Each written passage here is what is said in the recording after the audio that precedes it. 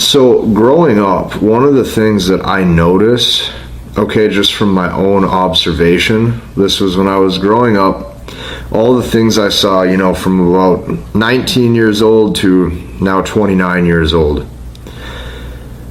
The common narrative that you hear, okay, is that women want high value men. Okay, so this is what you hear, is you hear like, women want really rich, successful guys, or the guys who are at the finish line, or the guys who are at the top. These are all the guys who are chosen. These are the guys that women have their eyes after, or these are the guys that women have their eyes on. This is what you hear, or at least this is what I heard. But what I saw growing up was I saw something very different. You may have had a different lived experience than me, but what I saw is that women typically went for degenerate losers. This is what I saw. This is just something that I noticed. So I made a video, or a couple videos, a little while back about bummaxxing. Okay, and I wanted to talk about this today and explain to you what this is and what this means and why this probably goes against a lot of the beliefs that you've held, you know, about your dating life with women. The hottest women typically went for like a degenerate loser. This is what I saw. There was something about him not caring. There was something about him not doing what everybody else does, or not caring about, maybe it's the image of looking a certain way, or, you know, that type of guy doesn't really give a shit how much money he makes. He just doesn't care. The bum. This is why I called it bummaxxing. He doesn't care. He doesn't care to appease anybody. He doesn't care about anybody else's perception of him or perspective of him. He doesn't care what anybody thinks of him. He doesn't care if he's doing things the proper way that you're supposed to or not. The man just lives day to day doing the things that he wants. And a lot of times he would choose to do, you know, degenerate behavior. This is what I noticed. A lot of times these guys were always at the bar, or they're always drinking, or whatever. Or a lot of times what I would see is like the girlfriends or these wives of like these high value men, if you want to call it that. These women a lot of times were cheating with the degenerate losers. And what I noticed is the hottest women never seem to gravitate towards a lot of these high value successful men that we were all told. Maybe you had a different observation, but that's not the observation that I saw. What I saw over the years was the hottest women constantly choosing what most people would call the worst type of men. Now, to her, it's obviously not the worst type of man, because these are the traits she wants. These are the traits she is desiring, clearly. But the worst type of man based on what like the status quo is, or what everybody else says. Now, I have a couple theories for this, and I also am going to explain to you how I live my life and how I believe this is best. Okay, because I'm not saying go quit your job or go, you know, be a loser. That is far from the core of what I'm talking about. So just stick with me, this will all make sense. What I saw was that women were most excited by the dudes who were the degenerate losers that didn't care.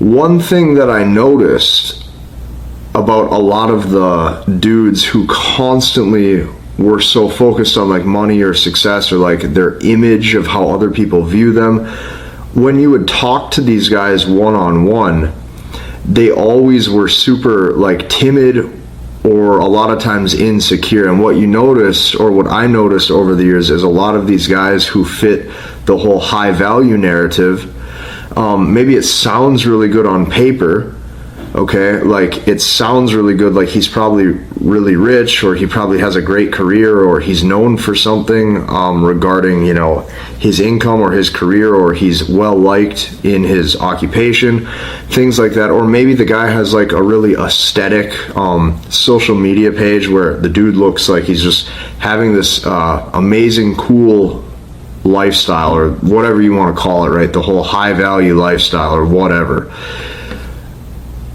It looked really good on paper, And I'm sure to the woman it sounds really good on paper too, but when you meet a lot of these type of guys one-on-one, a lot of times that success that was chased constantly was rooted in probably a bit of insecurity. And you could tell, or you can typically tell with certain dudes, you know, they have to make up for, you know, that feeling through materialistic status in some way, shape, and form. And I'm guessing that women could typically sense this too. That's what I'm guessing. That's just my best guess. Is that women can probably tell, like, this is what you will typically notice, like, this is what guys will notice if you, like, lead with money, or you try to, like, lead with, like, a flashy lifestyle or something. A lot of times, you will get tested harder. She will interest test you way harder. Interest test, you know, a lot of guys call them, like, shit tests. You're going to notice these at a way higher level, because something about, this whole situation that you're going to notice is that she starts to look at that guy and she goes, well, why does he behave that way?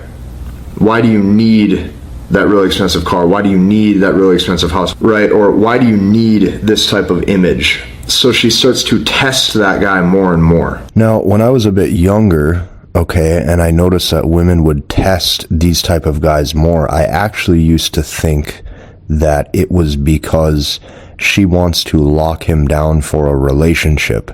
She sees him as relationship material, okay? So what she's doing is she's carrying herself in a way to appear as if, you know, she's the good woman that he would want to be with. And in some cases, this might be true, but as I get older, okay, and I actually see this for what it is, what is actually going on here is she senses that he might be weak. She senses that there's a chance he's beta, which is why she withholds that affection, because he's leading with things that shows that his inner core identity, he doesn't have the self-belief. Okay? Because what she's doing is she's testing for potential insecurity. So what you're going to notice about a lot of the, like, degenerate loser type dudes, maybe, if you want to call them that, is since these guys don't care what you think of them, and these guys also don't care what their social perception is like, they just live life having fun, she rewards that a lot of times because she senses that inner confidence that you truly don't care. That you truly don't care. Meaning there could be a million different, magazines or TV shows or social media posts telling you, you know, a high value man has this type of suit on and he's got this type of watch and, you know, that's a real man's man and whatever. And that guy goes, I don't care. Okay, this is what you're going to notice is that guy goes, I don't care. So what am I saying? Where am I going with this?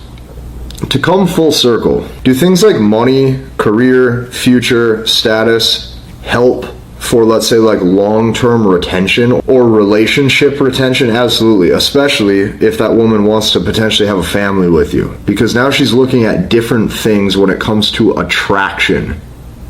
Am I attracted to this guy for the personality and character traits that he has, or specifically the skill sets that he has, where this guy shows like he has other masculinity characteristics? However, that does nothing typically when it comes to the other side of this, which is who she's turned on by. Because you have to understand this, that other guy that truly doesn't care, she still is turned on by that vibe and that attitude and that demeanor. Which is why the rich guy who's high value or successful or whatever is attractive and great for a long-term relationship, but this does not always lead to arousal. Okay? Big difference. You have to understand this. Regardless of how much money that guy makes. So keep that in mind. What you want to do is you want to put both these concepts together. You live life the way you want. Yes, you chase career as much as you want. Yes, you still get in the gym and you get as strong as possible. You still build an amazing body. You're healthy, all these things, but you're doing this for you.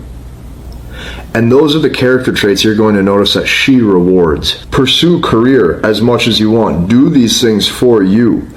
But you do not do these things or become something specifically for external validation because you think it's what you're supposed to do. That's the whole point of this. And when you live this way, bummaxxing, which is what I call it, becomes very easy, because you're finally living life on your own terms. Everything you pursue, you're doing it for your own well-being, because you want to. Not because you think it's going to help you look high value, not because you think it's going to help you attract more women, any of that stuff. You're doing it for you. And that's the whole point of this.